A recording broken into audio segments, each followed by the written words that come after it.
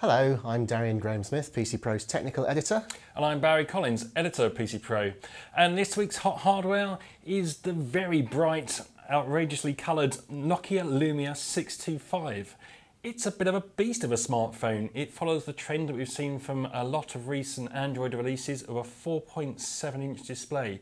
But unlike most of those supersized smartphones, this one has quite a limited resolution of just 480 by 800, which does make a difference.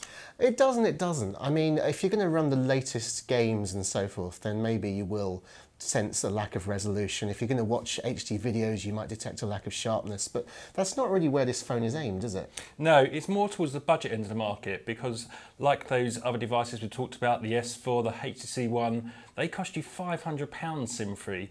This device is going to come in at under £200. It's pitched right at the bottom end of the market, and for that you get a hell of a lot of phone. It's not got a great fast processor, it's not got huge amounts of memory. There's only 8 gigabytes of memory of storage on the phone, but you get an SD card slot, and the general performance isn't that bad at all. You barely notice the fact that this is low-end components.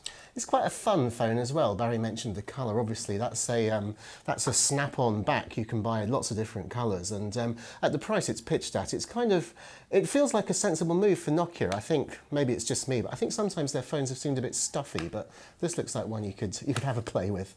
The other great thing about the 65 is its battery life. I was using it pretty heavily for a good day or two over the weekend, and even with Spotify streaming, using the 3G radio constantly, lots of Twitter, lots of email, I still had plenty of battery left at the end of the day. The one disappointment on the battery though is they've pretty much glued it in. There's a metal plate over the top here, which means you can't access the battery compartment without getting a special screwdriver to unlock these screws around the edges.